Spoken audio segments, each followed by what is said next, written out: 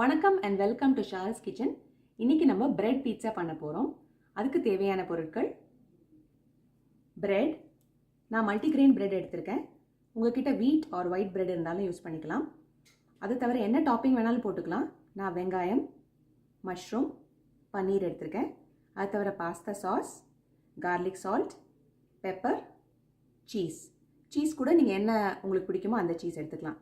இப்போ செய்யும் முறை பார்க்கலாம். முதல்ல பாஸ்தா சாஸ் ஒரு லேயர் போட்டுருவோம் எல்லா பிரெட் மேலேயும்.